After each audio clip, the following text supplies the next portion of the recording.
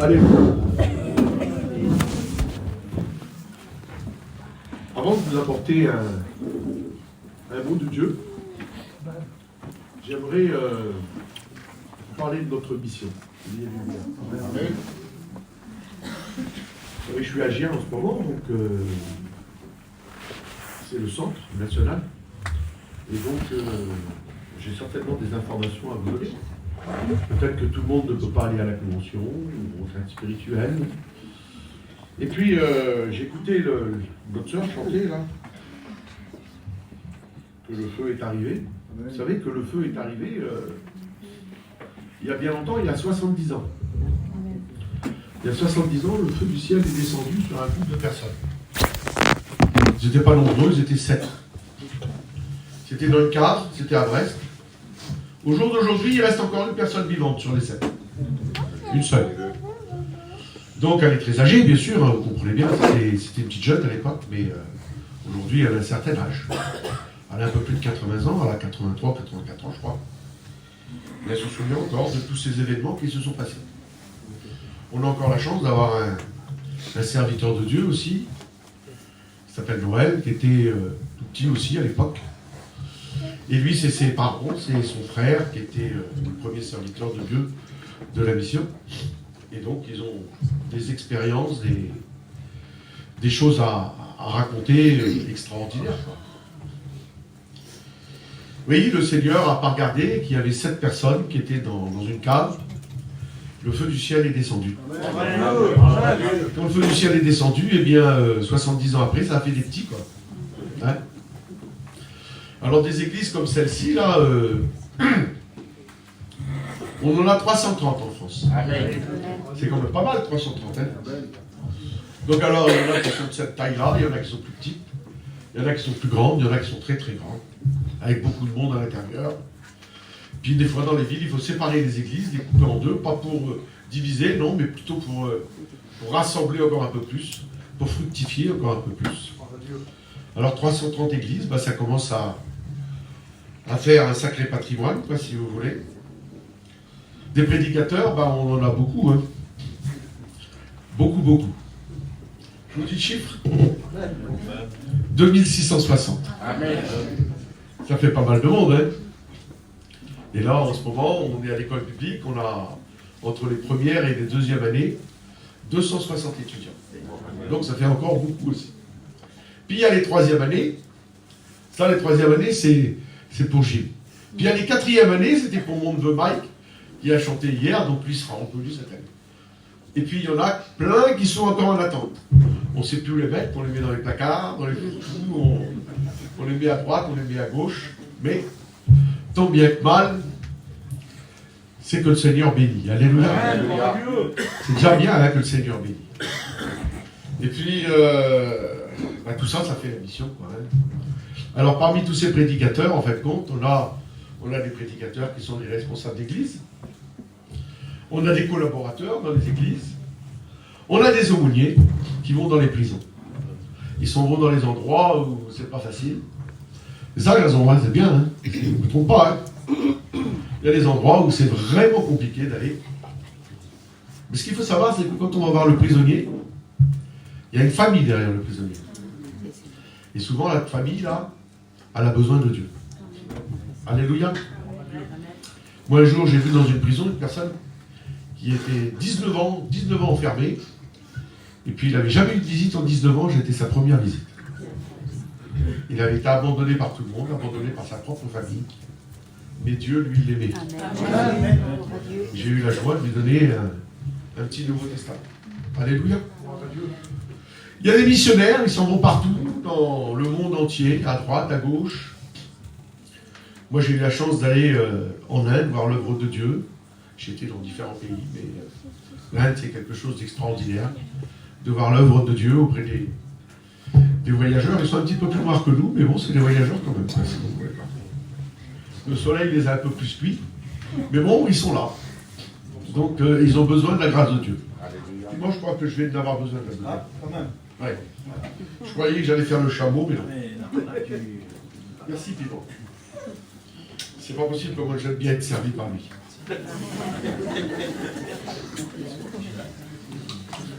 Alors donc, des missionnaires, ben, ils ne travaillent pas en vain. Il y a 44 pays dans le monde qui sont touchés par Vie et Lumière. Adieu. C'est quand même pas mal, c'est quand même beaucoup. Je prends rien que l'exemple des États-Unis, c'est un des plus grands pays, par exemple. Aux États-Unis, il y a 3 Vie et Lumière. Amen. Tellement le pays est grand.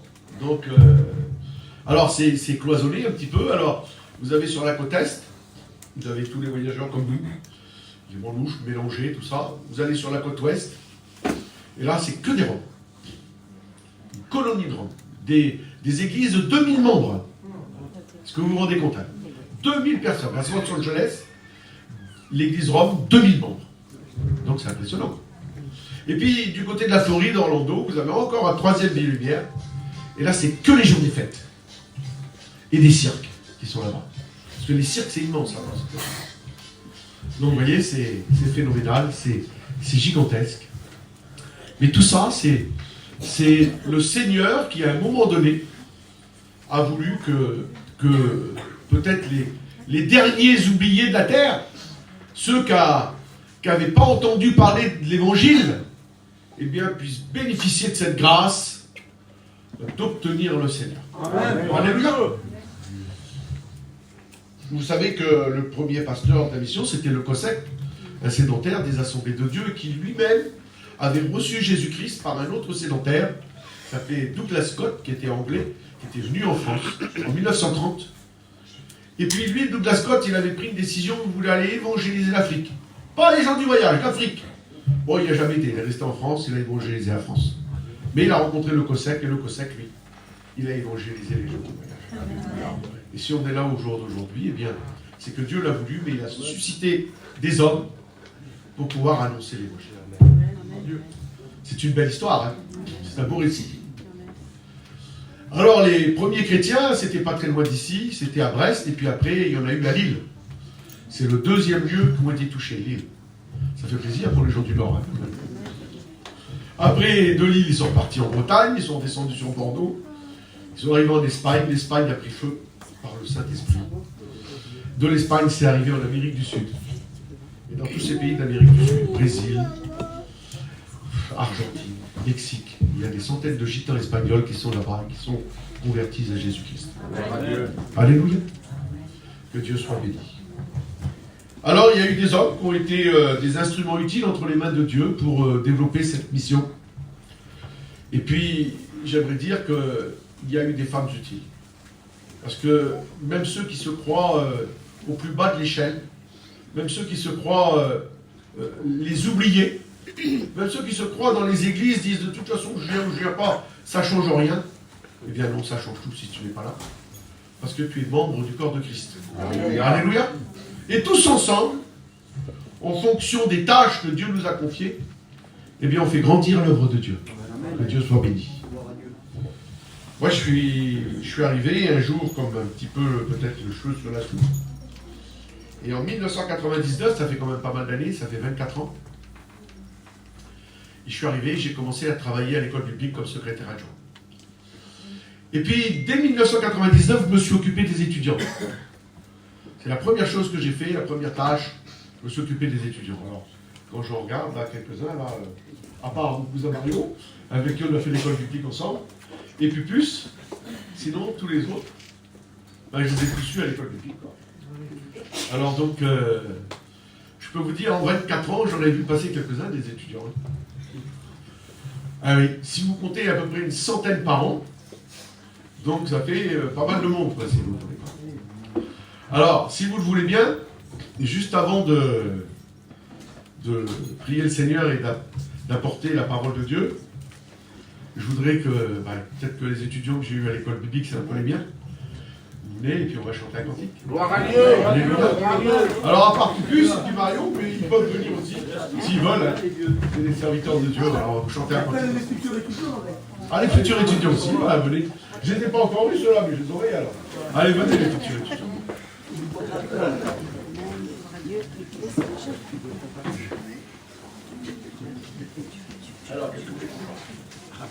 Alors, il y a Jason qui est là, c'était un étudiant à l'école publique, c'était aussi mon étudiant, c'est le seul que j'ai manqué de taper, lui, à l'école publique.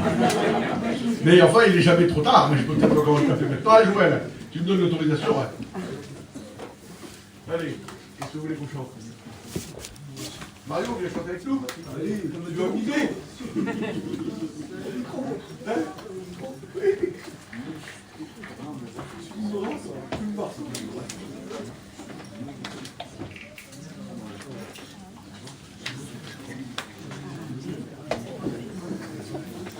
Pimon, il a dit qu'on avait le temps. Pimon, il m'a dit, tu fais comme chez toi, t'as le temps. On a toute la journée, hein. Tu as fait la prédication. Il a marqué son école publique aussi, le moineau, là, hein.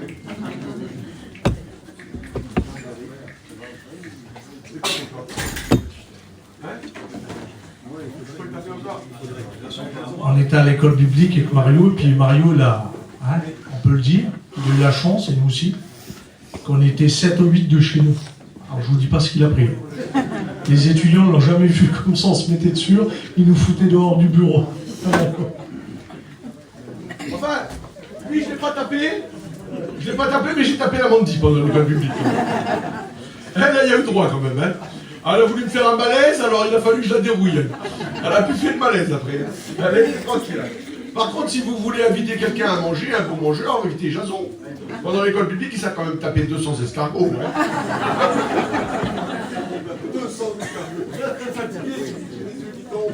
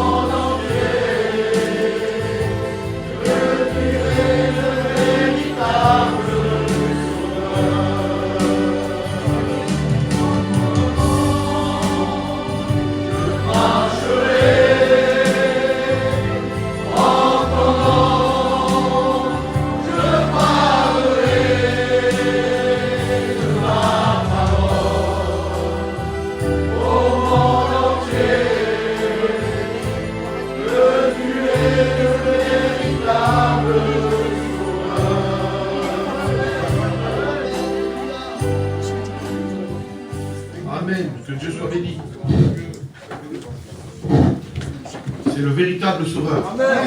Alléluia. Si par hasard, vous en connaissez un autre, ou si vous en trouvez un autre, venez m'en parler. Ça peut peut-être m'intéresser.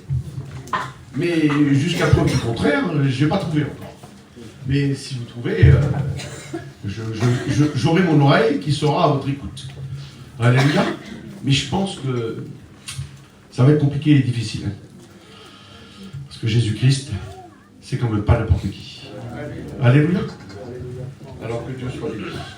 Voilà, je voudrais qu'on prie le Seigneur quelques instants avant de vous lire un petit passage de la parole de Dieu. Alléluia. Je voudrais qu'on prie ensemble. Je veux louer ton nom, Seigneur, te remercier.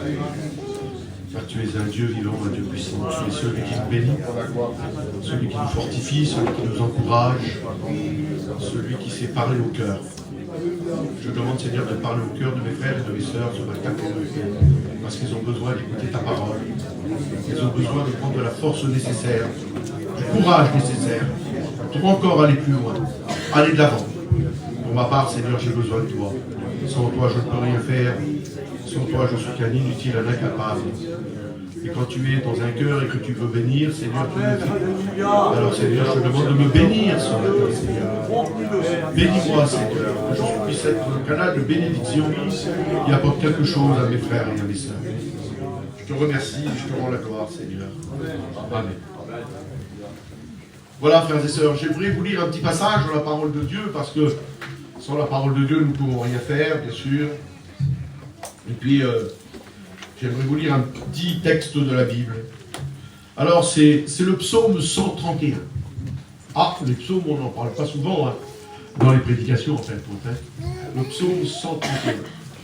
Alors, il a une particularité, le psaume 131, c'est pas le plus petit, parce que le plus petit, c'est le psaume 117, mais c'est celui qui vient juste au-dessus, le psaume 131.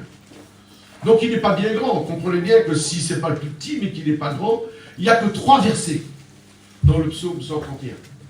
3 petits versets seulement. Mais combien ces versets, c'est d'une richesse incomparable, frère et sœurs. C'est extraordinaire, vous savez. Il ne suffit pas de lire des quantités de textes pour être béni. Moi, je peux lire un seul texte et puis être béni. Ah oui. Quand je suis dans la difficulté, par exemple, je lis le plus petit verset de la Bible, il y a 2 mots. Jésus pleurant. Et quand je vois Jésus pleurant, je me dis, si je suis dans la tristesse et que je pleure, c'est normal. Parce que Jésus, eh bien, c'était mon maître, et lui aussi, dans les difficultés, dans les problèmes, il a pleuré. Alors ça peut être un tout petit texte, et puis ça peut vous réconforter, et vous faire du bien. Alléluia. Là, le psaume 131, c'est un des plus petits psaumes de la Bible, derrière le psaume 117. Le psaume 117, c'est 2 versets. Et lui, le 131, c'est 3 versets. Mais, il a une particularité, ce psaume. Il fait partie des psaumes des degrés. C'est les psaumes de David. Alors, je ne vais pas m'étaler, hein, vos serviteurs, ils vous ont tous parlé de David, cet homme extraordinaire, le roi d'Israël, l'homme de Dieu, homme selon le cœur de Dieu, David. Quel homme, quel guerrier, quel homme de Dieu. Un homme qui nous ressemble un peu, hein. Parce que c'est pas l'homme parfait. C'est l'homme avec ses défauts, avec ses imperfections. Mais c'est quand même un champion pour Dieu, puisqu'on l'appelle l'homme selon le cœur de Dieu.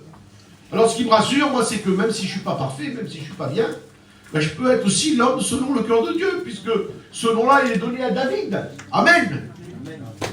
Et puis David, la particularité qu'il avait, c'est que c'était un guerrier, c'était un homme de Dieu, c'était un prophète, c'était un roi, c'était un berger, c'était un compositeur de cantiques, c'était un homme qui savait se mettre dans la prière. Enfin, il avait beaucoup de qualités, quoi, en fin de compte. Et puis, de temps en temps, sur sa harpe, il composait des cantiques. Et puis, il n'oubliait pas une chose, c'est que il y avait une obligation pour lui d'aller dans la maison de l'Éternel. C'est lui qui a dit, mon cœur est dans la joie quand on me dit, allons dans la maison de l'Éternel, alléluia. Il l'a répété, ces mots, il les a redits aussi, lui, ces mots. Parce que tout le monde est dans la joie quand on va dans la maison de l'Éternel. Et puis David, lui, il a composé ce qu'on appelle les cantiques des degrés. Alors, il y a 15 cantiques qu'il a composés, les cantiques des degrés. Alors, je ne sais pas si vous savez ce que c'est un degré. Je vais vous faire voir. Voilà, je suis là, je suis au même niveau que vous, là. Et je monte à un degré. Je monte une marche. Alors, un degré, c'est une marche.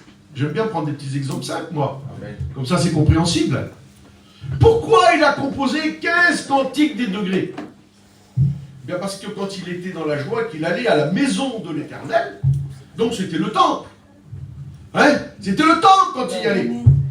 Alors, il n'y allait pas le dimanche. C'était surtout le vendredi, lui, mais c'était tous les jours, le temple. Le temple de Dieu, c'est tous les jours, frères et sœurs. Alléluia. Alors, quand il allait au temple, eh bien, il y avait 15 marches. Pour accéder au temple, 15 marches. Ah oui. Et à chaque fois qu'il montait sur une marche, il chantait un cantique. Les 15 cantiques des degrés. Est-ce que vous vous rendez compte que si devant, là, vous avez 15 marches, avec le changement d'heure aujourd'hui, là, vous arrivez à 8h du matin, hein, vous avez vos 15 marches à monter, vous prenez la première, vous chantez votre cantique. Vous montez la deuxième, vous chantez le deuxième cantique. Alors Mario, il va être embêté, mon sauveur. Mais bon, il va falloir monter les 15 marches et chanter les cantiques. Amen. Gloire à Dieu. Seigneur, quel homme de Dieu, David, quand même. Hein? Pas n'importe qui, quand même. Et pourtant, c'est un simple homme, comme vous et comme moi. L'homme selon le cœur de Dieu, avec ses qualités, ses imperfections, ses misères, mais c'est l'homme selon le cœur de Dieu, qui a fait beaucoup pour Dieu. Et puis, quand il monte au temple, le vendredi soir ou les autres jours, il chante. Il ne chante pas qu'à l'intérieur, parce que nous, on a chanté à l'intérieur de l'église. Mais lui, quand il se trouve déjà à l'extérieur, sur chaque marche, il peut commencer à chanter. Et ces chants qu'il a composés, c'est des prières qui montent vers Dieu. Amen. Alléluia. Gloire à Dieu. Vous savez que chaque cantique, c'est une prière qui monte vers Dieu. Alléluia, c'est une louange. Un cantique, c'est une prière, c'est une louange qui monte vers Dieu, un cantique. C'est pas n'importe quoi, un cantique. Même les gens qui ne savent pas chanter, j'ai vu des gens qui ne savaient pas chanter du tout, moi. Mais pour louer Dieu, ils chantaient quand même. Amen. Même s'ils chantaient intérieurement, mais ils chantaient quand même. Parce qu'ils voulaient apporter leur louange à Dieu. Que Dieu soit béni. Amen. Gloire à Dieu. Alors, le psaume 131, là, eh bien, je vais quand même vous le lire, hein, parce que c'est important. Cantique des degrés de David. Et puis il dit ça, il le chante, il le loue, il le proclame. Éternel, je n'ai ni un cœur qui s'enfle, ni des regards hautains. Je ne m'occupe pas de choses trop grandes et trop élevées pour moi. Et au verset 2, il dit, loin de là, j'ai l'âme calme et tranquille, comme un enfant sevré qui est auprès de sa mère. J'ai l'âme comme un enfant sevré. Israël, mets ton espoir en l'Éternel, dès maintenant et à jamais. Amen. Alors, il n'est déjà pas grand, je ne voudrais pas arrêter sur tous les versets, il y en a 3, mais je voudrais quand même aller au principal, le verset premier, si vous voulez. C'est celui-là qui m'intéresse, le verset premier, moi. Parce que rien que dans le verset premier, il y a 3 points importants, 3 choses hyper importantes pour les chrétiens et les chrétiennes. Ah oui, je le disais hier, moi je lis la parole de Dieu parce que j'ai besoin de progresser, moi, hein, dans ma vie spirituelle. Je ne veux pas stagner. Je ne veux pas être un nain spirituel. Je ne veux pas être un chétif spirituellement. Je veux pas être le roi des colosses. Non, je n'ai pas cette prétention. Je veux être un homme normal, quoi. Spirituellement normal, en fin de compte. Parce que vous savez, les trop spirituels, là, c'est toujours un peu dangereux, quoi. Hein. C'est un peu trop dangereux, des fois. Les super spirituels. Je me méfie un peu, moi, des super spirituels. Je crois qu'il faut qu'on reste à notre hauteur. Et ce que Dieu nous a donné. Alléluia. Alors, les trois choses qu'il demande, David, c'est trois choses importantes pour le chrétien. Il demande que son cœur ne s'enfle pas. Oui. Il dit, je ne veux pas avoir le cœur qui s'enfle. Je ne veux pas avoir les regards hautains. Et je ne veux pas m'occuper des choses trop grandes et trop élevées pour moi. Trois choses. Ah, c'est pas grand chose en fin de compte. Mais c'est quand même trois choses importantes. Alors, le cœur qui s'enfle, hein, il y a plusieurs mots pour le cœur qui s'enfle. Mais le mot qu'il faut retirer du cœur qui s'enfle, excusez-moi, j'en ai pas d'autre, mais c'est l'orgueil en fin de compte.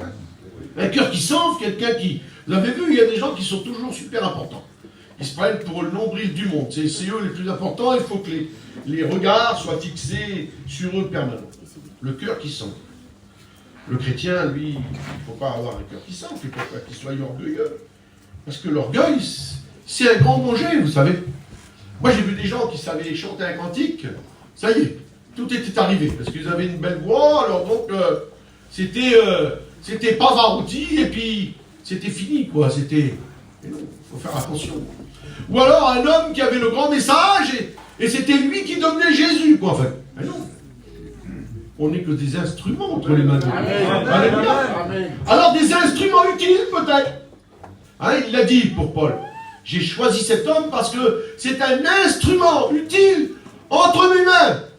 Alors on est des instruments utiles entre les mains de Dieu. Mais l'instrument, il va pas, le rabot, il va pas se glorifier parce que le menuisier, il a raboté la planche. C'est le menuisier qui a fait le travail. Parce que le rabot, il est tout seul dans son coin, il bouge pas, il sert à rien. C'est Dieu qui nous utilise. Alléluia. Alors on sent qu'on n'a pas d'orgueil. Savez-vous, l'orgueil, selon le sens biblique, c'est le fait de s'élever, de se prendre pour quelqu'un d'important, d'avoir beaucoup d'arrogance, pas qu'on connaît tout, en fait, quoi. Il y a des gens, vous ne pouvez pas parler avec eux. Ils connaissent tout, ils ont tout vu, ils savent tout. Moi, j'ai vu des étudiants à l'école publique, de temps en temps, j'en ai parlé tout à l'heure, des étudiants à l'école publique, là, il n'y a pas si longtemps que ça, il a fallu qu'on reprenne un étudiant de première année. Alors, il a fait son petit message, comme tout le monde, il avait été choisi. Il a été choisi, il a fait son petit message, il n'a pas prêché longtemps, il a prêché 3-4 minutes. Parce que c'est les premières fois, c'est souvent un petit peu comme ça. Puis il a dit à tous ses petits copains, puis il a dit, hey, vous savez, des textes bibliques, j'en ai d'autres, hein, si vous en avez besoin, venez me trouver. Bien commencé déjà. Hein. J'en ai eu un une fois aussi qui a marqué l'école du Pic. Il est arrivé, il s'est présenté, puis il a dit, voilà, j'arrive, je suis un étudiant en première année, je suis missionnaire en Allemagne. Il n'avait pas commencé, il était déjà missionnaire en Allemagne. Pas mal, hein. Le cœur qui sent. Voilà, parce qu'on a une petite part, une petite responsabilité. Et tout de suite, ça peut nous monter à la tête. Quel danger. Le petit les chrétiens peut avoir un grand danger à l'intérieur de sa vie. Et puis quand le danger est là, après, c'est compliqué, hein. Oui. Alors les textes bibliques nous mettent en garde contre l'orgueil. Ils mettent chaque chrétien, chaque chrétienne devant ses responsabilités de ce que l'orgueil peut produire à l'intérieur d'une vie. Proverbe 16-18. L'orgueil précède la chute. C'est écrit. C'est pas moi qui le dis, c'est la parole de Dieu. Jérémie 49-16. L'orgueil a égaré ton cœur. Mais ça, c'est pour le plus petit des chrétiens, celui même qui se met dans le fond, là. Et puis, à un moment donné, il se sent élevé, et puis parce qu'il a fait une petite chose, tout de suite, ça enfle à l'intérieur de sa vie. Et non, mes frères et mes sœurs, si on fait quelque chose, on le fait pour le Seigneur. Alléluia. Qu'est-ce que c'est un ange? Un ange, c'est quand même quelqu'un de bien, un ange, quand même. Mais vous savez que Dieu n'a pas choisi des anges pour apporter la parole. Il a choisi des hommes. Alors un ange, c'est important, mais voilà, c'est pas si important que ça encore, quand même, un ange. Un ange, il a une particularité. Un ange, au jour d'aujourd'hui, il est dans la présence de Dieu et il loue le Seigneur. Il a une fonction. Il a un rôle. Il a quelque chose à faire. Et nous, quand on sera dans la présence de Dieu, on aura aussi cette fonction. On louera aussi le Seigneur. Mais en attendant, on est ici-bas, on est sur terre. Alors on le loue à notre façon. En le priant, en le louant, en chantant des cantiques. L'ange, lui, il est là-bas. Mais vous savez qu'il y a des anges qui peuvent aussi tomber dans l'orgueil. Oui, la parole de Dieu me déclare que le diable lui-même était la plus belle créature de Dieu. Un chérubin protecteur. Et puis, Ésaïe 14, au verset 12 à 14, nous dit que le chérubin protecteur, eh bien, il est tombé. Il a été précipité sur la terre à cause de son cœur rempli d'orgueil. C'était le plus bel ange de Dieu. C'était extraordinaire ce qu'il était en fin de compte. Il n'avait pas tout pouvoir, mais presque en fin de compte. Et justement, trop de pouvoir, eh bien, des fois, ça peut... Oui. J'aimerais vous dire qu'il y a un remède à l'orgueil, frères et sœurs. Quand on commence à se dire à l'intérieur de notre vie, moi j'ai chez moi à l'église, j'en parle librement, ça ne me dérange pas, j'ai eu des jeunes qui se sont baptisés et tout de suite, parce qu'ils avaient été baptisés, tout de suite, on se disait, j'étais un leader dans ma famille, je reste un leader. Non, quand on devient un chrétien, on démarre au bas de l'échelle, alléluia. Amen. Parce que si on est déjà tout en haut de l'échelle, c'est de l'orgueil. Excusez-moi l'humour, quoi. Non. Un petit enfant, quand il démarre dans la vie, il commence à mettre pas à pas devant l'autre. Puis après, il va courir. Enfin, quand on devient vieux, on court un peu moins. Bon. Mais il va courir après. Mais avant de courir, il va falloir qu'il marche tout doucement. Et puis, quand il marche, alors après, c'est bien, impeccable. Bien dans la vie chrétienne, c'est la même chose, frères et sœurs. Il faut commencer petit avant d'être grand. Alléluia. D'ailleurs, il y a quelque chose qui est extraordinaire dans la parole de Dieu, c'est Dieu qui parle, qui dit, quand tu étais petit à tes yeux, tout te réussissait en fin de compte, quoi. Mais quand tu te regardes et puis que tu te vois dans le miroir et puis que tu vois l'Apollon où tu n'es pas, là c'est là que ça va devenir un peu difficile, quoi. Alors, il y a un remède à l'orgueil. C'est Jacques, le frère de Jésus, qui nous en parle. D'ailleurs, j'aimerais vous dire que Jacques, c'est l'exemple du contre-orgueil. Vous savez, Jacques, c'est pas Jacques l'apôtre qui suivait Jésus, c'était pas Jacques parmi les 12, là, l'épître de Jacques. C'est Jacques, le frère de Jésus-Christ. Ah oui, Jésus, il avait des frères et des sœurs. Et Jacques, c'était un des frères de Jésus. Et puis vous pourrez le lire quand il commence son épître, là, il dit un mot, il dit « Jacques, serviteur de Jésus-Christ ». D'un seul coup, il ne dit pas « Jacques, le frère de Jésus, celui qui peut tout ». Non. Il reste humble, il n'est pas orgueilleux. Puis Jacques nous dit que dans son épître de Jacques, au chapitre 4, au verset 6, il donne le remède sur l'orgueil, il dit « Dieu résiste aux orgueilleux, mais il fait grâce aux humbles. » Alléluia. Alors moi je veux la grâce, je veux rester humble. Alléluia. Je ne veux pas paraître, ça ne m'intéresse pas de paraître, de toute façon, si je parais, ça ne sert à rien aux hommes de paraître, c'est de paraître devant Dieu. Alléluia. Alors il fait grâce aux humbles. Quel merveilleux passage. Et puis au verset 8, Jacques il continue, puis il dit, mais approchez-vous de Dieu et il purifiera votre cœur. Parce que l'orgueil, ça vient du cœur en fait. Quand on se prend pour quelqu'un de trop important, c'est parce que c'est notre cœur qui a travaillé. C'est notre cœur, la pensée de notre cœur qui va monter jusqu'à notre cerveau et qui va nous faire croire certaines choses. Mais si je m'approche de Dieu, il purifiera mon cœur. Et il me fera rester à mon niveau, à ce que je suis. Je veux paraître le plus petit. Si tu veux paraître le plus petit, tu seras le plus grand. Alléluia. Tu seras le plus grand.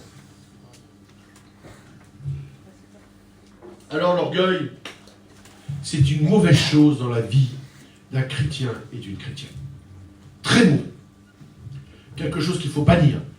Quelque chose qu'il faut mettre de côté.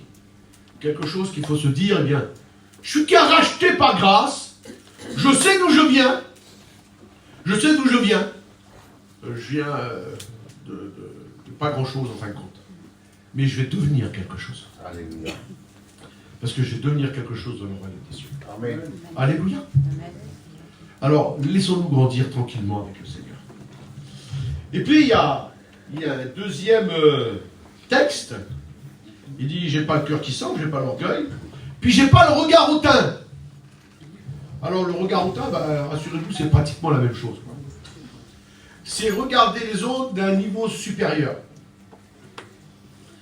C'est regarder, vous savez, le géant, là, c'est dommage, l'estrade, elle n'est pas très grande ici, elle serait beaucoup plus haute, je vous verrai encore plus petit, parce que je serai encore plus haut, quoi. Non.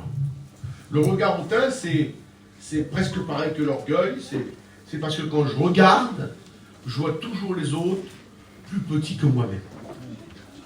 C'est pas bon, hein, de regarder les autres plus petits que soi-même. On doit toujours regarder les autres au même niveau que soi-même. Je ne suis pas plus grand, je ne suis pas à m'être plus élevé, en fait. J'ai pas à m'élever par rapport. Ésaïe 10-12 nous dit, le roi d'Assyrie avait des regards hautains. Il regardait d'un œil supérieur. Les autres valaient rien. Lui seul était important. Lorsqu'il se déplaçait, il voulait la première place. Il était à ses yeux le nombril du monde. Des personnes comme ça, excusez-moi, frère. Dieu n'en a que faire et il les utilise pas. Il n'a pas besoin d'utiliser. Ce que le Seigneur cherche, c'est des hommes, des femmes humbles de cœur. Et quand il a trouvé des hommes et des femmes humbles de cœur, eh bien, il les utilise, le Seigneur. Il va se servir d'eux. Il va les prendre. Il va les travailler. Il va les préparer. Il va leur donner ce qu'il doit leur donner. Je me rappelle du texte de la parole de Dieu, de l'apôtre Paul.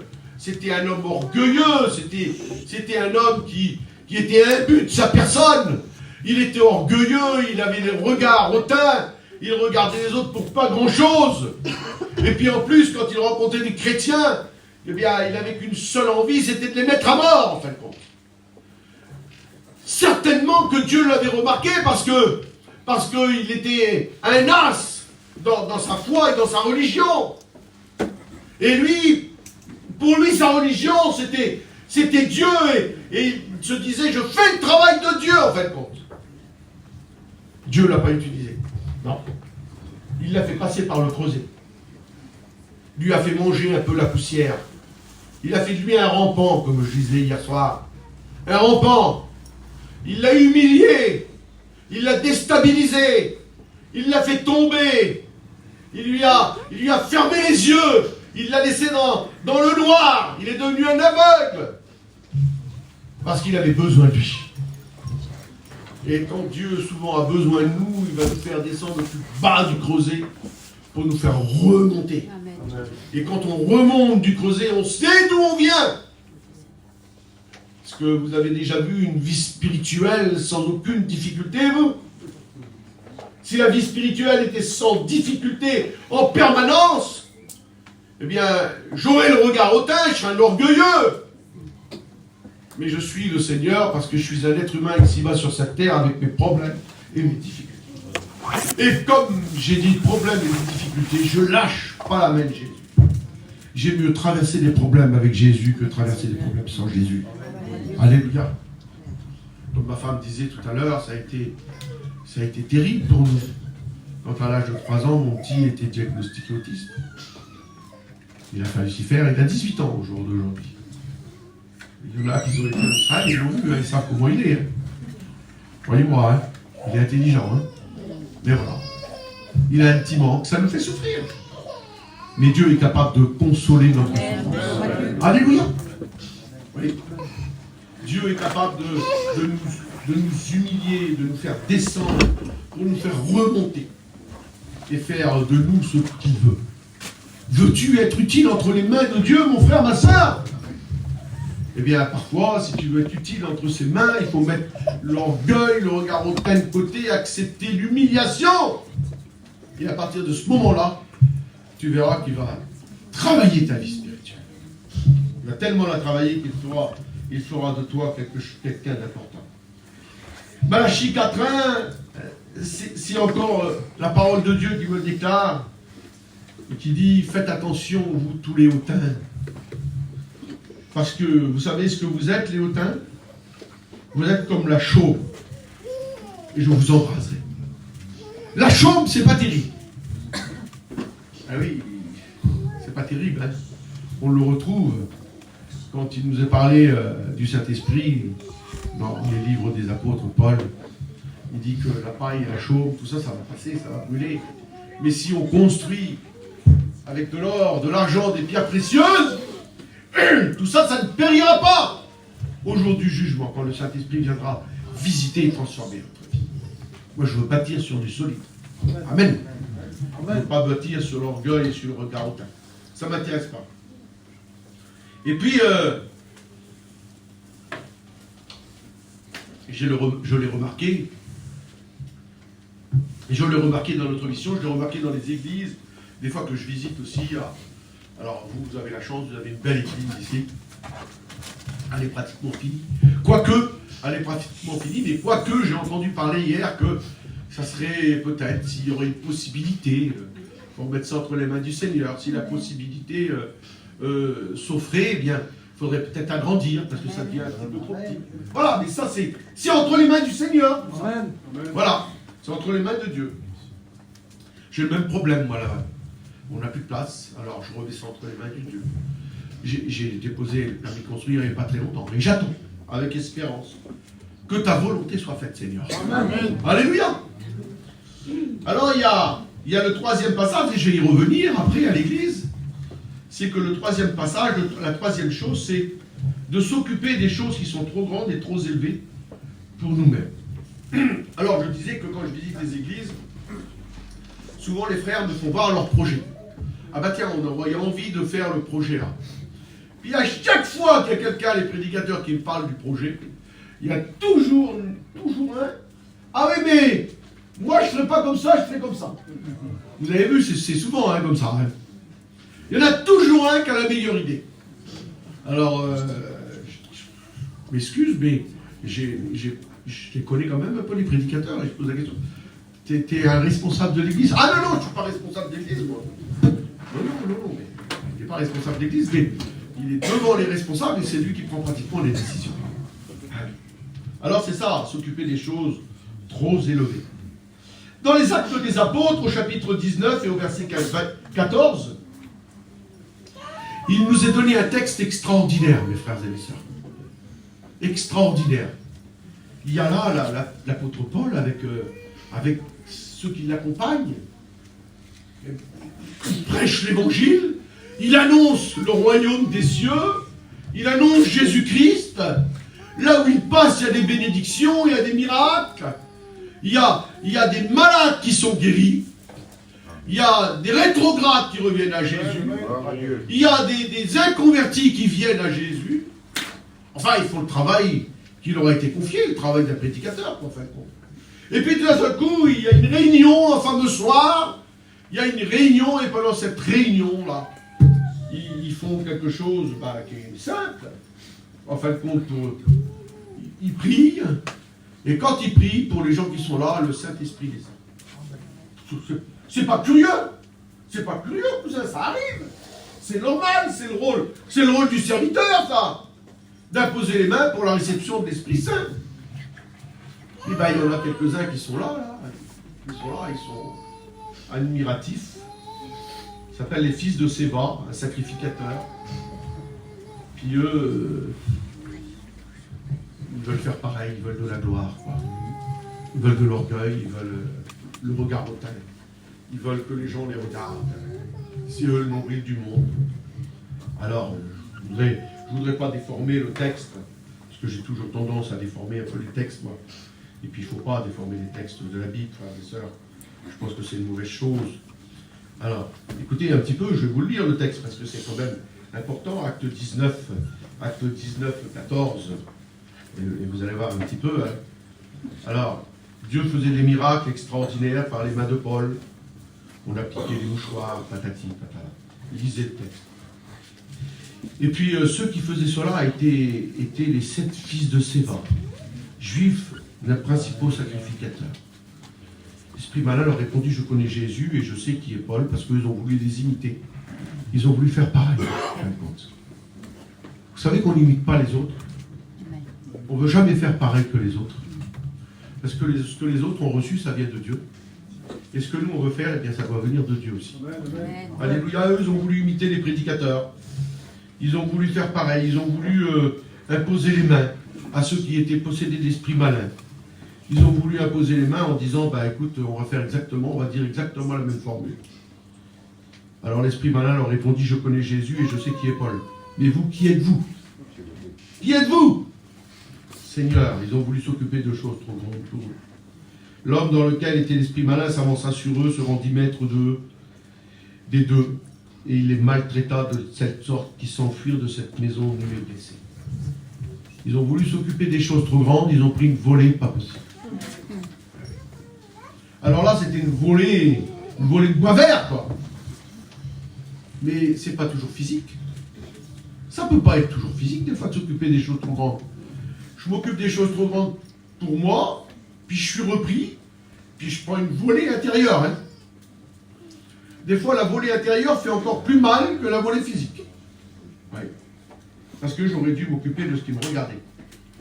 Et je me suis occupé des choses qui ne me regardaient pas.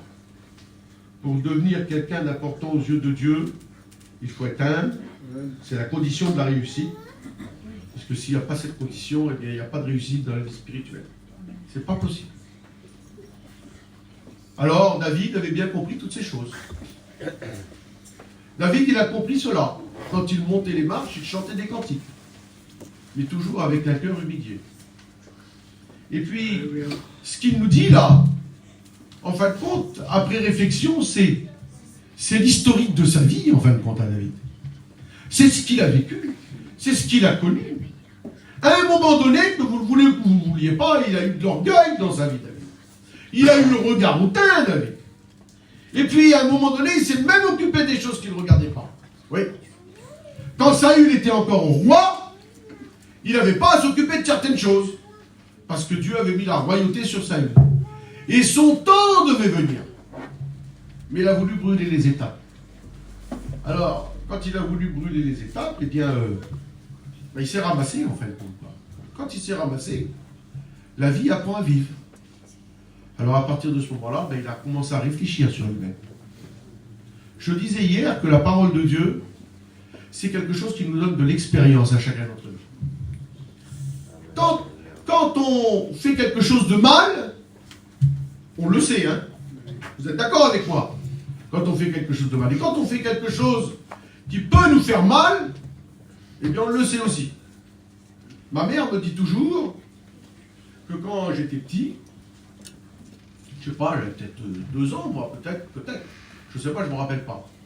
Dans le temps, dans les campings, ils avaient des petites lampes à pétrole, vous avez vu, avec les carreaux là, hein, petit machin. Alors j'ai été un jour attiré par la flamme et j'ai posé la main sur le verre, je me suis brûlé la main, hein. J'ai pas retourné une deuxième fois, hein. Ah non. Mais par contre, après, j'avais l'expérience de la flamme qui brûlait, quoi. Alors David, lui, il a fallu qu'il fasse son apprentissage. Au départ, oh là là, il a été un petit peu orgueilleux aussi, quoi. Il avait un petit peu le regard hautain. Quand il va donner les fromages à ses frères, il dépasse un petit peu la limite, quoi, en fait. Il dépasse un peu la limite. Il ne s'est pas trompé, Eliab, quand il le voit arriver, hein. Il ne s'est pas trompé beaucoup, hein. Il le voit arriver, puis il dit, c'est un petit peu avec orgueil quand même que tu viens. Hein. C'était un petit peu vrai, hein. C'est vrai que Saül, il en a fait voir au départ. Mais ce n'était pas le temps. Vous savez, frères et sœurs, tous autant que nous sommes ici, on a tous quelque chose à faire, mais au temps de Dieu. Alléluia. C'est au temps de Dieu. Malheureusement, notre nature, à nous, veut toujours qu'on aille un petit peu plus vite, quoi. Un petit peu de l'avant. Bien. Apprenons à marcher comme Dieu le veut. Amen. Alléluia. Sans vouloir être orgueilleux, sans avoir le regard hautain, sans vouloir faire des choses très élevées, trop élevées que nous. Vous voyez, pour devenir quelqu'un, je le redis, d'important aux yeux de Dieu, il faut être humble. C'est la condition de la réussite. Matthieu 18, 4. C'est Jésus là qui parle. Je ne pense pas que Jésus se trompe, mes frères et mes sœurs. Quand il nous donne un conseil, il nous donne de bons conseils, Jésus. Amen. Si c'est moi qui vous donne le conseil, vous avez peut-être raison de mettre ma parole en doute. Parce que je ne suis peut-être pas toujours de bons conseils. Mais si c'est Jésus, c'est un bon conseil. Alléluia. Jésus, dans Matthieu 18, 4, il dit « Quiconque se rendra humble comme ce petit enfant sera le plus grand dans le royaume des cieux. » Alors, frères et sœurs, je ne veux pas être le plus grand dans le royaume des cieux. Mais je ne veux pas être le plus petit non plus. Je vais être à ma place. Alors, Alors pour être à ma place dans le royaume des cieux, eh bien, je dois déjà commencer à être à ma place ici-bas. Je ne veux pas manger l'autre, je ne veux pas prendre la place de l'autre, je ne veux pas faire ce que les autres y font. Je ne veux pas jalouser les autres parce qu'ils ont fait quelque chose, parce que ça aussi c'est un danger. Je suis là sur ma chaise, puis je dis comment ça se fait moi que j'ai pas de réussite et que l'autre a la plus de réussite ou lui il a plus de... Ben, peut-être qu'il passe peut-être un peu plus de temps dans la prière, peut-être qu'il a un peu plus de consécration, peut-être que... Oui, il y a beaucoup de peut-être en fait. Peut-être que ça vient de moi-même, peut-être que j'ai besoin de me placer davantage devant Dieu, peut-être que j'ai besoin de revoir ma situation, peut-être que j'ai besoin de faire un examen de ma vie. Parce que l'orgueil, on ne s'en aperçoit pas toujours. Le regard hautain, on ne s'en aperçoit pas toujours. S'occuper des choses qui ne me regardent pas, je ne m'en aperçois pas toujours. Et pourtant, c'est là. Alors j'ai besoin de m'asseoir, de me positionner, d'examiner, de regarder, pas regarder avec mes pensées, mais regarder avec la parole de Dieu. Quiconque se rendra humble comme un petit enfant sera le plus grand dans le royaume des cieux. Je ne veux pas être le plus grand et vous ne voulez pas être le plus grand non plus, frères et sœurs. On veut juste la place que Dieu nous a réservée. Alléluia. Les 7 là, les 7 premiers, je vous ai parlé tout à l'heure, qu'ils ont reçu le baptême du Saint-Esprit, ils ne seront pas plus grands. Nous, dans le royaume des cieux, ils auront juste leur place. Et nous, on aura juste notre place. Amen. Romains 12, 16. Romains 12, 16. Laissez-vous attirer par ce qui est humble. L'humilité, c'est ce qui se trouve dans la maison de Dieu. Alléluia. Là, je suis ici. Je suis à Aniche, là. Alors aujourd'hui, à Aniche, ben moi, je fais partie de l'église d'Aniche. Tant pis pour vous. Il va falloir que vous me supportez. Je fais partie de l'église d'Aniche. Demain, je serai à Toulouse. Je ferai partie de l'église de Toulouse. Je suis là où je me sens bien, dans la maison de Dieu. Alléluia. Mais savez-vous qu'il y a des gens qui n'en ont jamais assez. Ils en veulent toujours davantage. Ils en veulent toujours plus. Alors, il y a... À l'époque, ça n'existait pas, mais aujourd'hui, ça existe. Je peux voir mon téléphone, mon petit vent, regarde. Alors avant, j'avais un téléphone, moi, et puis il me servait à téléphoner. C'était sa vocation première. Maintenant, ça ne sert plus à téléphoner, à téléphone. Hein. Non. Alors, il y a les fanatiques, les spécialistes de Facebook, de tout ce que vous voulez, en fait. Et puis sur Facebook, on va rechercher tout ce qui peut être dangereux pour la vie spirituelle. Parce que c'est toujours mieux dans l'église d'à côté. Toujours mieux. Alors, je regarde sur Facebook, je regarde les églises, je vois plein de gens, Marcelo Tunazzi, Dieu pour tous, Jésus-Christ pour ceci, pour cela. Puis je vois des choses extraordinaires. Mais je les vois avec mes yeux. Mais est-ce que j'étais dans le fond du problème ? Est-ce que j'étais voir le fond du problème? Est-ce que dans le fond du problème, il n'y aurait pas des fois un danger qui pourrait courir pour ma vie spirituelle? Au jour d'aujourd'hui, il y a des centaines de dangers spirituels à cause de ça. Je suis basé sur la parole de Dieu, avec la prédication de la foi, avec ce que mes prédicateurs m'enseignent. Et puis là, je veux rester humble. Je ne veux pas essayer d'aller voir des choses trop grandes. Parce que si je veux voir des choses trop grandes, je vais pouvoir...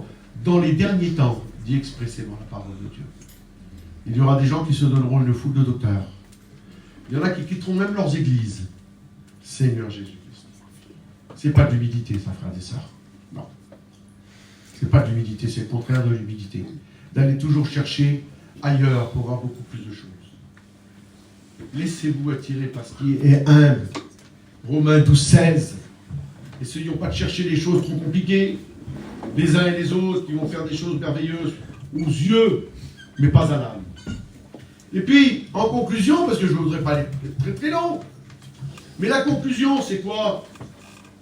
C'est que si je ne suis pas orgueilleux, si je ne suis pas hautain, mais si je reste humble, et puis si je m'occupe des choses de mon église, avec mes prédicateurs, avec mon assemblée, avec mes frères, avec mes sœurs, ensemble, si je suis fidèle à mon assemblée, que je n'essaye pas de courir pour aller voir ce qui se passe ailleurs, eh bien la conclusion c'est que je serai dans la volonté de mon maître.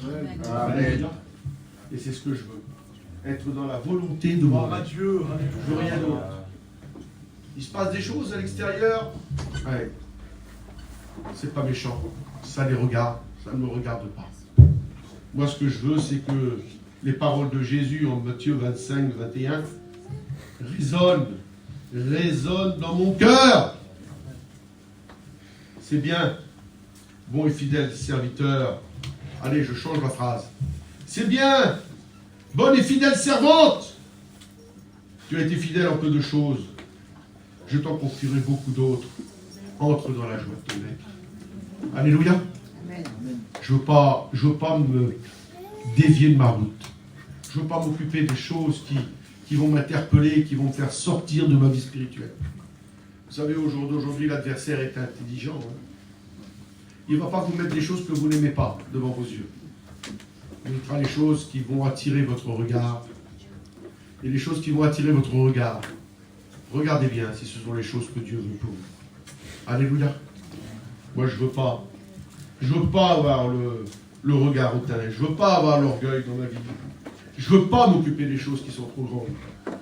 Je veux rester basé sur mon Jésus-Christ. Alléluia. Je voudrais qu'on prie, Seigneur.